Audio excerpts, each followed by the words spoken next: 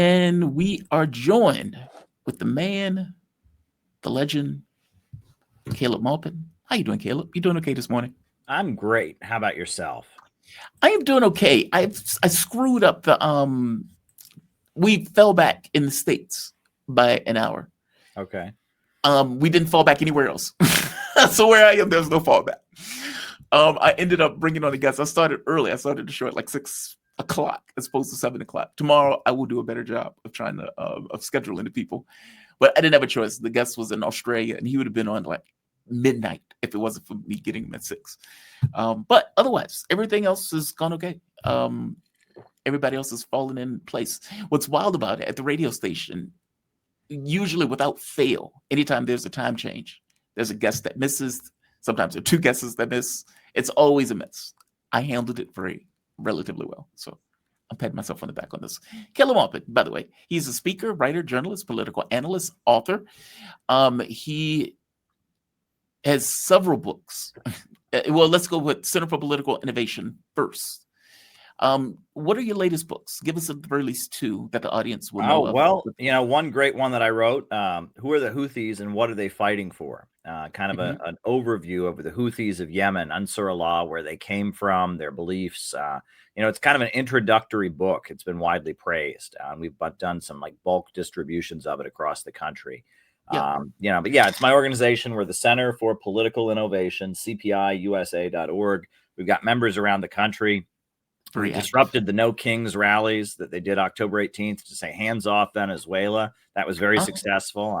Keith Ellison was interrupted in Minneapolis by our member out there. We had our LA team that was on the ground, and it was really, really great. The latest thing was just this weekend, myself and our member from Boston, Noah, we went down to join the Uhuru March. They had their annual Black is Back March on the White House. And so we represented CPI there to support them.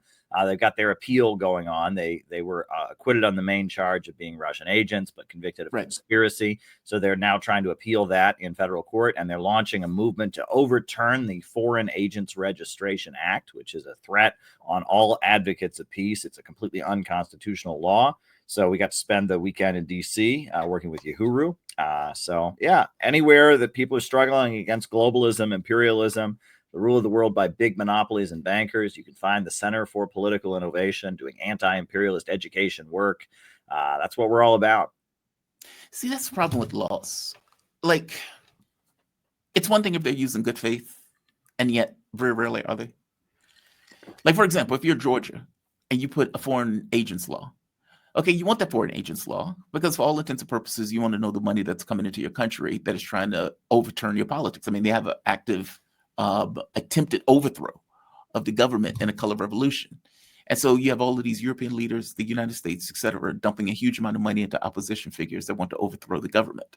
You want to know where the money is coming from. But that's assuming that you use it in good faith. Whereas in the US, it's like, yeah, we're going to go after the Uhuru.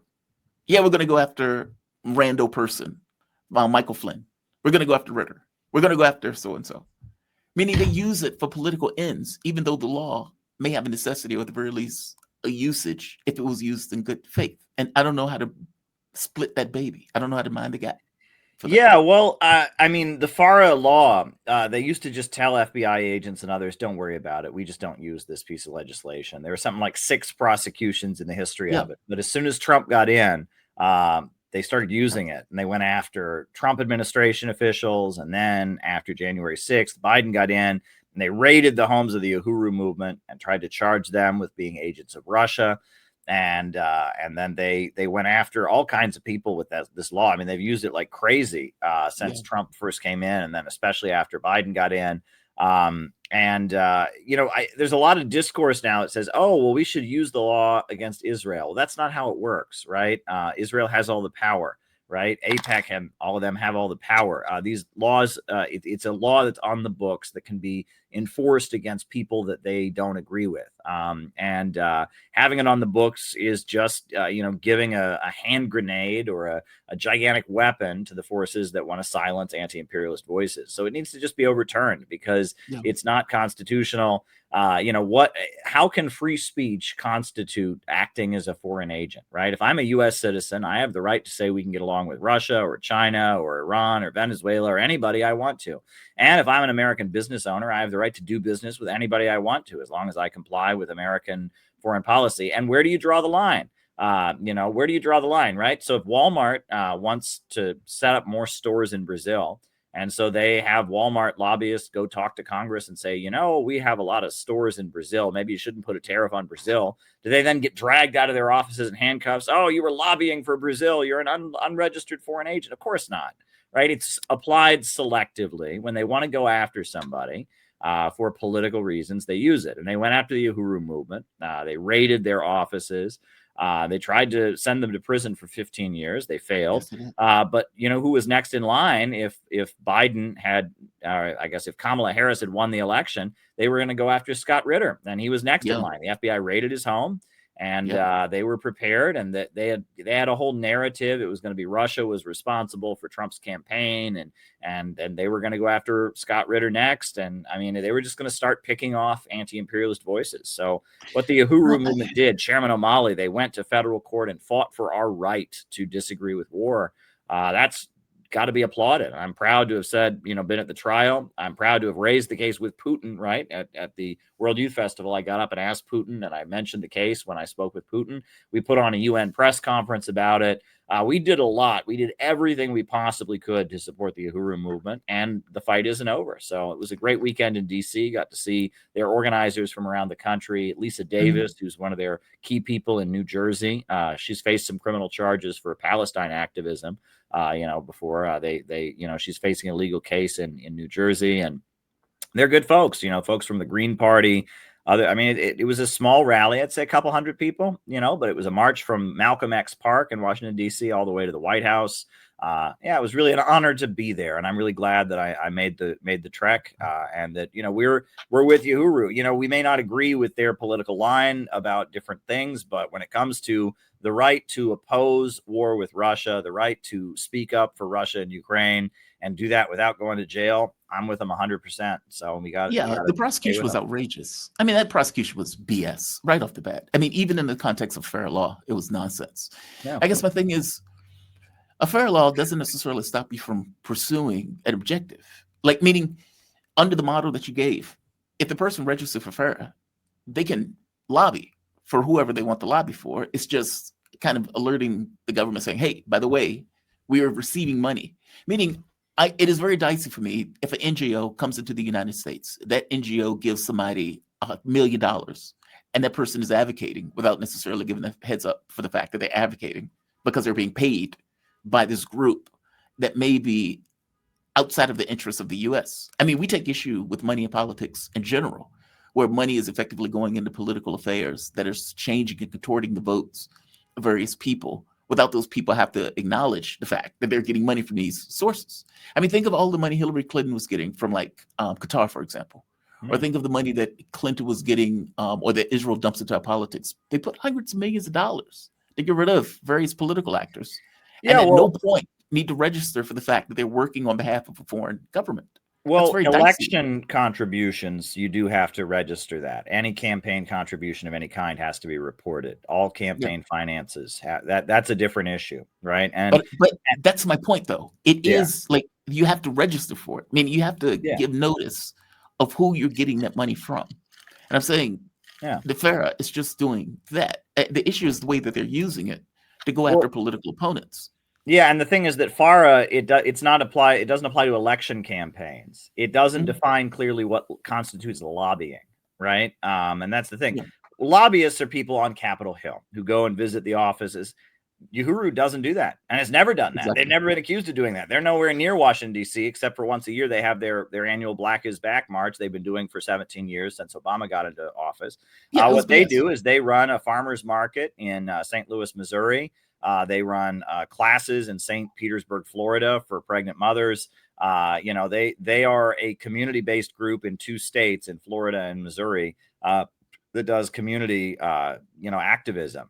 They're not a lobby group, and they Right. used the FARA law to ban RT from the airwaves. Yes, they And did. even though the FARA law specifically has a media exception written into it, it says that this does not apply to the media. So I mean, they just have completely abused the law. You know, if you Agreed. wanted to have some kind of like registered lobbyist program, right, where it was very like clearly set up what lobbying was, and here, that would be one thing. But it's just a vaguely written law that they don't enforce unless they feel like it, and Agreed. they go after they can go after anybody. The other thing is that I mean, in the age of the internet now, I mean, there's all kinds of internet stuff that doesn't even come from within the United States, right? Are they gonna have to register? I mean, a lot of things are electronic. Yeah. It's a completely absurd thing, and I agree with the Uhuru movement. That law needs to be gotten rid of because it's just a threat. It's just a trigger that can be pulled, at any time. Now, Pam Bondi, when she became the U.S. Attorney General, she issued a memorandum saying that FARA would not be used against American citizens anymore, would only be used in clear-cut cases of espionage. But then after, they did the whole thing declaring Antifa, they were going after Antifa, there's this big document, and there's a whole bunch about FARA in the document about the Foreign Agents Registration Act. It's like one way they could go after Antifa. So it's not clear what's going on with FARA. The Trump administration, they talk one way, they talk another way. So I don't know what's going on. There's also a weird thing with so I don't know if you've noticed the woke activist group that pretends to be a communist party called the Party for Socialism and Liberation, PSL, right? Yeah. They got served with a letter by Congress, right, that they wanted them to turn over their emails, and they did it with this NGO called the People's Forum. They served them with a letter, but it wasn't binding. They haven't been subpoenaed, right? So they served them a letter, and there is some interest in the fact that they are funded by this billionaire guy named Roy Singham, who is a wealthy guy of Indian descent who does business in China, and he seems to fund some of their activism. And the right wing is kind of making noise about that. Now, I would support their civil liberties. Congress shouldn't be looking through their emails. They have the right to do their activism for Palestine or whatever cause. I may not agree with a lot of what they do, but it doesn't matter. They should have the right to do it. And so it looks like some of the conservatives are trying to make some noise about Roy Singham, about China potentially backing PSL, which is absurd. But that we'll see if that goes anyplace, because they got the letters, they got these official letters from the Congress asking for their emails. They obviously didn't turn them over, which good for them, right? There's no reason. Congress has no right to look at their emails. And then nothing as of yet has come, but it's important to pay attention to that, right? And that would be an example of the Trump administration trying to use FARA kind of stuff against their opponents. And so, and I would defend their civil liberties. I think Congress has no right to look through their emails, Agreed. So yeah, we'll see. I mean, it's a very dangerous slippery slope. And like you said, like you pointed out with the Georgia law, the USA is funding activist groups all over the world to destabilize countries and overthrow governments and all of that. But here in the United States, it's like, Uhuru supposedly got $5,000 to take a petition to the UN that they've already done 10 times or something. I mean, the whole case was absurd. And at the trial, the FBI lied. That's the craziest thing. The FBI agents were on the stand. They read them the indictments. They said, "Do you have any evidence of this?" No. So the case would never have gone to trial if they actually had the evidence they said they'd had. I mean, they lied to get the indictment. Every single prosecution witness was an FBI agent or an academic hired by the FBI. The academics who were hired by the FBI as expert witnesses knew absolutely nothing about Uhuru. They just knew they were experts on Russia bad, and the evidence against them. I mean, they raided, their office, and Chairman O'Malley's office. He had like a Lenin book on his shelf. And that was like evidence they were tied to Russia, I mean, it was like the most absurd case you ever heard. He's reading a book on Lenin. He's a clear-cut case. He's tied to Russia right there, and it was pretty crazy. And they had these academics get up and talk about, well, Russia funds activism in America. They've been doing it since the Cold War, and our precious bodily fluids. And they didn't know anything about the case. And then the FBI agents, they had some emails that they acquired or whatever. And I mean, there was nothing that made them agents of Russia. So that's outrageous. And what's also wild is that, they got acquitted on the main charge, but then they were convicted of conspiracy, which makes no sense to me. Yeah, where's the conspiracy if you get rid of the main charge? Their activism did not constitute acting as a foreign agent, conspiring to do that activism would not be a crime, right? Exactly. If something is not a crime, conspiring to do it is not a crime, right? Exactly. You know, in theory, like if one was going to murder somebody and you conspired to murder them, but then you didn't successfully pull it off, you could still be conspiracy to murder but that would be because we agree that murder is a crime. But if we agree that what they did was not a crime, conspiring to do it is also not a crime.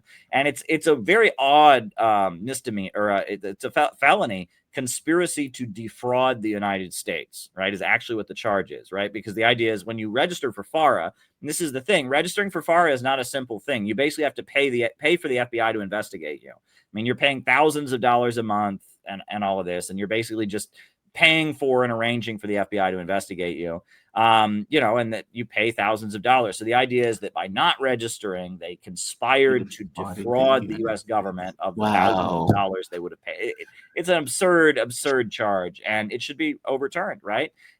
So, you know, I'm paying attention to the case, and we have been there. And I will say one thing that is infuriating to me, and I hope people hear this, is that, you know, where was the left on this? This is a clear-cut case. If you watch documentaries, films about the Black Panthers, about Fred Hampton, the U.S. government accuses a group of Black socialists of being agents of Russia. You should support them, period. End of discussion, right? Yeah. But where were they? Where were they? I was in front of the federal courthouse with Jill Stein, with Scott Ritter, you know, with you know, members of the New York State General Assembly, you know, Charles Barron, with Pam Africa, you know, but where was the communist groups? Where were the leftists? I mean, they were largely absent. Tucker Carlson supported them, though. Tucker Carlson did a whole show with Chairman O'Malley. He did a special on Fox News about their case. And then he, on his, you know, podcast, he did a whole long interview with Chairman O'Malley where they talked about different things. And he actually praised their work in the Black community and such. You know, it was pretty wild. So where was the left, you know? And it was just because of all this internet shit talking, this culture of internet shit talking that's developed, you know, and this kind of jealousy. Like people only care about who's internet famous, right? It's all just about, you know, how famous can I be and stuff. And, you know, and the left dropped the ball on the Uhuru case completely. And this is like one of their own, right? This is a Black socialist group, but there's so much rivalry and ego and jealousy, you know, it's particularly wild. But I'm proud that my organization, CPI, we were with Uhuru from the beginning. You know, members of our organization, a guy named John McCarthy, who's the leader of CPI in Chicago, the Uhuru movement gave him an award for his consistent activism at their convention. You know, and that, you know, that because he has done so much to raise money for them, to go out and promote their case, to connect our two organizations. He's acted as the liaison. So, you know, that's one thing. CPI, we're the real deal. We are doing anti-imperialism for real. We are going to Russia to anti-imperialist conferences. We are publishing books and distributing them in bulk to educate people about the Houthis. We're standing with the Uhuru movement. We are doing anti-imperialism for real. There's a lot of people talking on the internet. We're doing it for real. We're building a real movement. So I'm proud of our organization, and we're just going to keep doing what we're doing. Well, I always say you guys are very active in regards to physical reality, not just internet stuff. You guys are actively on the ground when you guys are doing it. I always point out that you guys are an active organization as opposed to some of the stuff that takes place online. So no, God's work. You guys are doing God's work. And yeah, what they've done to them is outrageous. I remember this case when I was at the radio station, and they had nothing on these guys. It was just the very fact that they were taking a particular point of view. And the government was like, well, obviously they're working with the Russians. It's like, really? And to use the FARA law like that, God, man, they have abused that law. I would not put it past the Trump administration or the right wing. I'll tell you something that I've seen happen that I hate, that bugged the hell out of me. You know, the way that they've went about getting rid of RT Sputnik, like this in run around the federal government and everything else. And you would have people who were on RT and Sputnik that were very angry that the federal government did that. They've shut us up. They're getting rid of our First Amendment rights. How dare the government do this? And then after Charlie Kirk was killed and people were saying something about Charlie Kirk and the life that he lived, the first thing they came up with was, those people need to be silenced. And it's like, okay, dude, are you serious right now? I don't put it past either political party to take umbrage and then do the exact thing that they've taken umbrage with on any particular issue. Yeah. So just because the Trump administration may have said that doesn't mean that they won't use the FARA in the same way that the Biden administration used it to go after its political opposition. I would not put it past them. No, I wouldn't put it past them either. And like I said, their Antifa, legal document they published even talked about using FARA to go against groups. And there's been talk of, going after the PSL over, different stuff. And, my thesis, again, you're asking me about books. I wrote The Danger of an American Years of Lead, right? And that's my thesis, is that you look at what happened in Italy during the 1960s and 70s. They fomented the years of lead, where there was this crazy political violence of communists killing fascists, fascists killing communists, communists killing other communists, fascists killing other fascists. Nobody knew who was on what side, and public opinion was overruled. And now Italy is still a member of NATO. And it was an intelligence operation. It was called Operation Gladio, and they brag about it. And the Red Brigades, which were these extreme communist groups, they kidnapped Aldo Moro, the former prime minister, and killed him. And why did they kidnap him? Because Aldo Moro, he was from the Christian Democratic Party, and he was a conservative, but he was anti-NATO, and he went to approach the Communist Party, and he said, let's form a coalition government to get Italy out of NATO and focus on improving our economy and industrialization. And the Communist Party and the conservative Christian Democratic Party were going to form a coalition government. And the Red Brigades said, oh, no, we can't have that. And they kidnapped Aldo Moro. And they killed him, and they dumped his body halfway between the two party offices. There was like a halfway point between the Communist Party office and the Conservative Party office. They dumped his body to basically just say, we will never have, a coalition government. And I mean, it was pretty wild. And it appears that the government officials in Italy knew where he was being held, but they had to ask permission from the CIA to go rescue him. And the CIA wouldn't let them do it. And there was a journalist who revealed that, who then ended up dead a couple weeks later. And it's all pretty wild. You read about the the years of lead of Italy. Very, very wild. But I say it fits a pattern, right? And that it's really interesting. You read counterinsurgency, right? We should, counterinsurgency is a whole school of thought of how do you prevent a country from having a revolution, right? And that Frank Kitson was the leader of the British intelligence services, and he developed a whole theory. He wrote this book called Gangs and Counter Gangs, where he developed a whole understanding that every society, there's like a sliding scale. No society is ever totally at peace or totally at war. And that, you have what's called subversion, which is you have people in the country that want to overturn the status quo. And that's called subversion. But after a while, he argues that subversion can eventually lead to what he calls terrorism, which I don't agree is terrorism, but it's when you have subversive groups that are strong enough, they can exercise power, they can force changes, etc. And then he argues that terrorism can eventually lead to civil war, where the government itself collapses and different people are on different sides, right? And so he argues that, it's like a sliding scale, and subversion, you're in the state of subversion, you're in the state of terrorism, or you're in the state of civil war. And that it's necessary to do everything you can to keep the subversives confused and keep them isolated, keep them fighting each other. And he developed this whole method of cultivating what he called counter gangs, which were groups of insurgents or subversives that were actually working for the government, And he did this in Kenya, and that's how they confused the Land and Freedom Army of Kenya, because they captured various Mau Mau fighters, and then they sent them out to act like Mau Mau to gather information. And it got to the point that a lot of the Kenyan population couldn't tell who the real freedom fighters were, and it got confusing. And that's how they were able to subdue and defeat the Land and Freedom Army in Kenya in the 1950s. But how does that apply here in the States? Because you made the argument once before that you think something similar is taking place in the United States, but we seem to be so anesthetized that there doesn't seem to be this kind of subversion element. I mean, like, we're watching them murder people in the Caribbean, and the U.S. is like, oh well. We watched them commit a genocide, and most of the U.S. was like, oh well. Well, one of the things that I did that got me the most kind of hate and made me kind of notorious on the internet was I exposed BreadTube. You remember BreadTube, right? Out of nowhere, around the time of the Bernie Sanders campaign, out of nowhere, there was this whole internet community called BreadTube.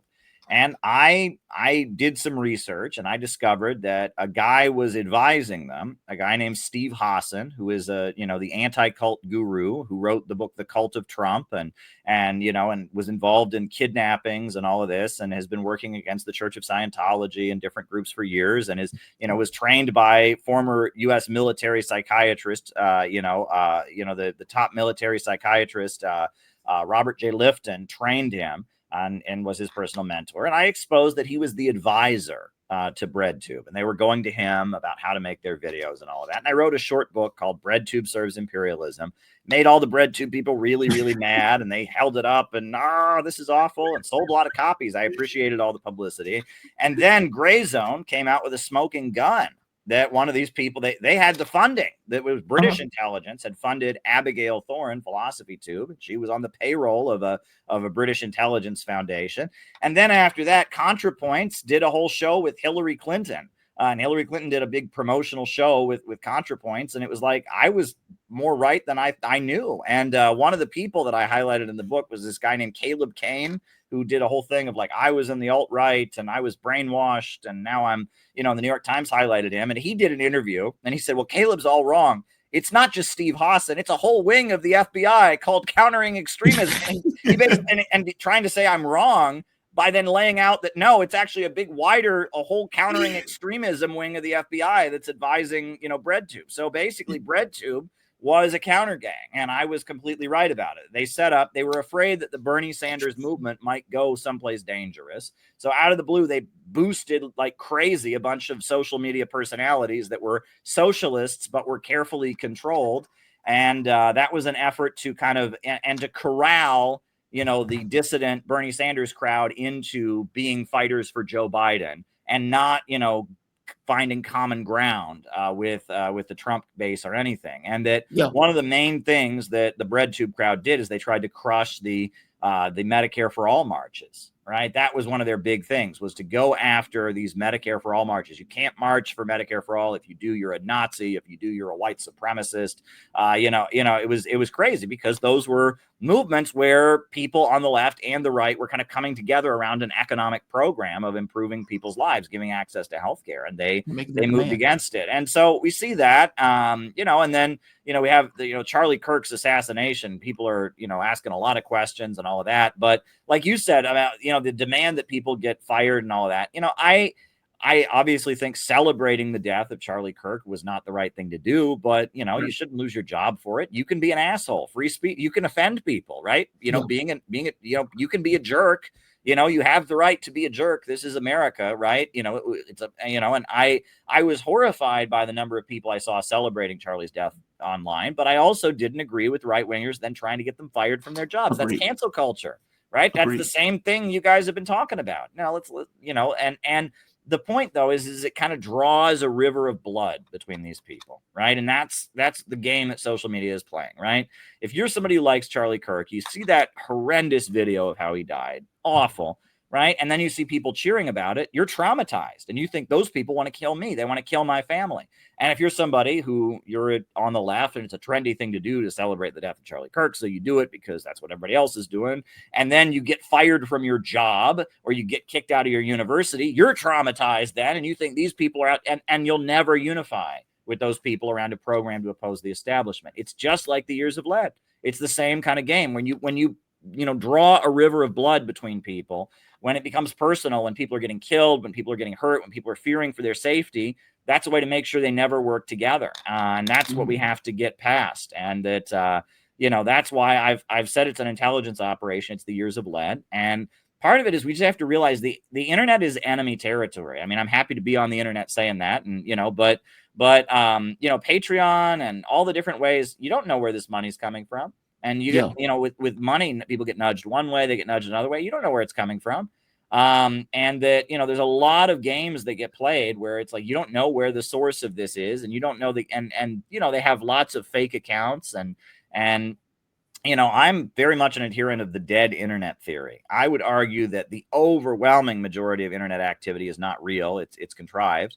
and it's used to manipulate and nudge and change discourse. And you know, obviously I'm real, you're real. I've met you in person, you've met me in person. We do real stuff, but I would argue that the overwhelming majority of X accounts, the overwhelming majority of views on YouTube, et cetera, are not real. And it's a game. It's a game they're playing to try and control dissident ideas. People are waking up. People don't agree with the establishment, but the idea is to manipulate them and get them angry at each other and get them confused. I use the analogy of William S. Lind in his book on fourth generation warfare, another counterinsurgency book. He talks about David and Goliath. And he says, you know, in the whole thousands of years that David and Goliath's story has been told, nobody ever sympathizes with Goliath. Everyone supports David. And that's why insurgents are successful. And he says, so what you got to do is you've got to make it not David versus Goliath, because everyone's going to support David. You make it David versus the other David versus the other David versus the other David. And Goliath's just standing back and saying, look, I don't want to fight. And a bunch of Davids are fighting each other, and it's confusing, and no one can tell who the real David is. And then Goliath just kind of wins by default, right? That's the game that they're playing, right? And keep the Davids fighting each other and confused, and have the killing. You know, he talks about in that same book, he talks about the mafia, right? The mafia doesn't kill people in public, right? Unless they really want to make a point. Unless they really want to make a point, they do it quietly, right? The idea is because that makes you look bad, right? If you just go after somebody, you make them a martyr, you make them a victim. No, you have someone taken out in a very, you know, quiet way where, you know, people don't exactly know what happened. They just kind of disappear, right? That's kind of the game. If you just publicly go after people, look, Uhuru is a great example. They publicly went after them, and people saw what they were doing and rallied to support them, and the whole thing backfired. But if you just start an internet shit-talking campaign against somebody, if you just, you know, there are ways of doing it that doesn't make the person a martyr and a celebrity, but rather just kind of, you know, it makes it all very, very confusing. Yeah. And that's kind of the game. And that right now there is widespread, you know, what you might call subversion in the United States. I think that's very good. There's a lot of people that are opposed to imperialism and opposed to our government and its economic system, and you know, are questioning things. That's good. They don't want that to turn into real organizations on the ground that can exercise power. That's what Frank Kitson would call terrorism. Now, obviously, I don't think that's what terrorism is, but that's what he would call that. And terrorism could then eventually lead to a situation where parts of the government came over to the side of the people that want a new system. And you know, you could have some kind of situation where we could actually move toward getting a government that would actually change the policies and pivot us toward, you know, building a new economy. And that's what they don't want to see. And so they're playing a counterinsurgency game. And it's important to know what our enemies are doing. The important thing is to not play into it. You know, don't celebrate the death of Charlie Kirk, because when you do that, you're traumatizing anyone who is associated with Charlie Kirk, no matter how wrong they are. And they might be willing to align with you down the road around stopping a war or something, but then they saw you celebrate the death of Charlie Kirk and they're traumatized and they're not going to listen to you, right? You know, and don't play into it, and try to build real organizations and, you know, carry out real operations, make alliances, and build kind of a block. Ultimately, I think what we need is an anti-monopoly coalition. It is the big monopolies, the bankers, the big corporations that are globally oriented. They don't care at all about this country. They just care about their global economic system. They run the United States, and the United States is getting poorer, and our living standards are going down, and they're taking away our rights, and they're marching us toward endless war to support their system. We need to build an anti-monopoly coalition against those big monopolies, and we need to call for a government of action, a government that would be strong enough to break those monopolies. That's why I don't agree with No Kings, right? No Kings gets it all wrong. They say Trump is too strong. No, Trump is weak. He's pleasing Israel. He's pleasing Marco Rubio and the anti-Venezuelan. If Trump was a really strong leader, he would break the power of the Israel lobby. He would break the power of the Miami mafia, and he would fight for working families. Trump is weak, and they have it all wrong. They want weak leadership. You know, Trump is too strong. He's acting like, no, we need a strong leader in the United States. Trump is just not that. Trump is revealing himself to be quite weak and beholden to the powerful interests. And, you know, the No Kings rallies is basically saying, just let the powerful interests rule by default. Kamala Harris said, oh, she's disappointed in all these titans of industry and these private companies that have just accommodated Trump. I mean, she wants Wall Street to rule without any interference. So No Kings has it backwards. We need strong leadership. Trump just is not that. He's not that. And my disagreements with Trump is that, he's doing that. And like the ICE thing, it's the whole thing about, going after, it's the same with the food stamps, right? Food stamps, in the country have been cut off. The courts are now ordering them to be turned back on. But it's always easy to pick on people that have no power, low-income people that get food stamps. Oh boy, I got them. Oh, I'm going to get them, right? Undocumented workers. Oh boy, we're going to get that. Like these, it doesn't take a great, powerful, strong man to stand up to them. Stand up to AIPAC. Stand up to the Israel lobby. Stand up to the military-industrial complex, right? That's real heroism, right? And that going after the weakest people to like get some cheap publicity points, it's weak. We're not being robbed by low-income families who get food stamp. We're being robbed by international bankers and big monopolies. That's who you need to fight against. I've seen some. People don't know. The U.S. government buys millions of dollars worth of cheese every year. Doesn't give it to low-income families. It just buys it and buries it in a cave. Why?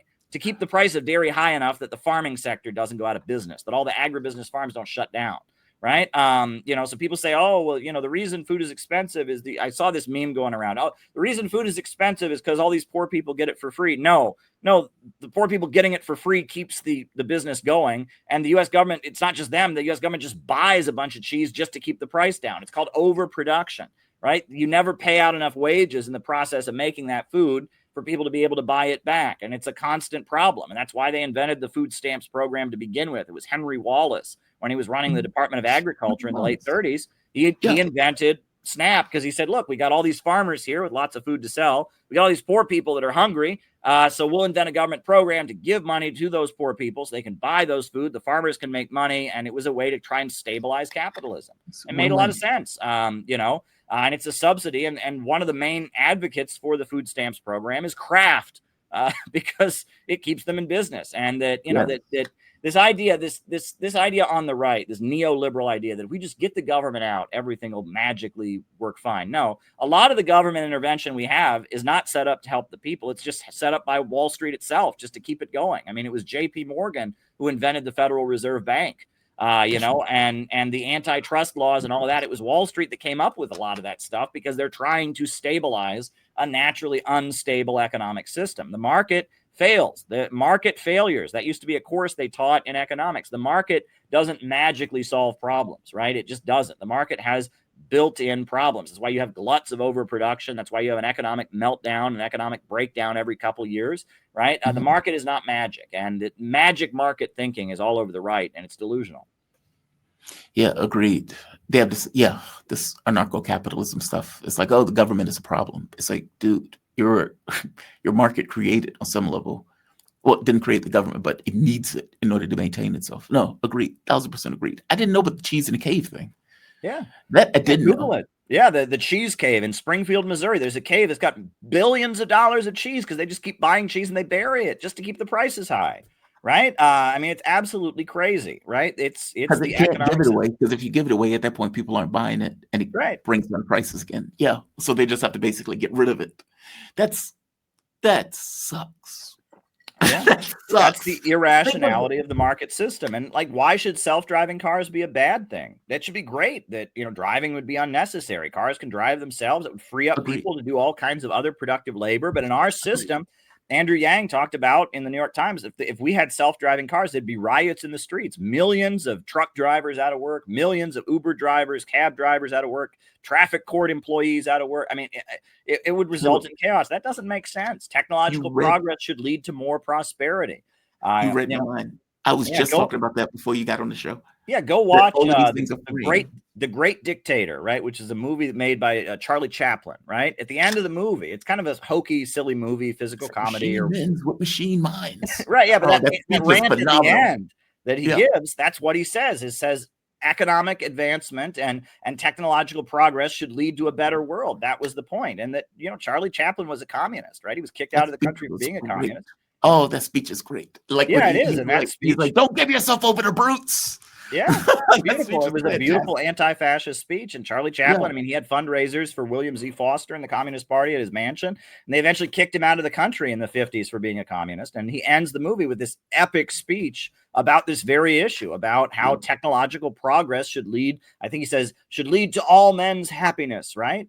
You know, it's a really powerful speech. Go and listen. If you hear that, that's basically the communist message, right? Is that we should rationally control the economy to make sure people have enough, and that we have an irrational economic system where technological advancement leads to poverty, and we need to get over that, and that we don't need fascism, right? And that fascism is an attempt to try and stabilize this system with militarism and war. And that's the whole thing about machine men with machine hearts. That's that whole thing, is that they're trying to stabilize the country with war and death and destruction and degrowth.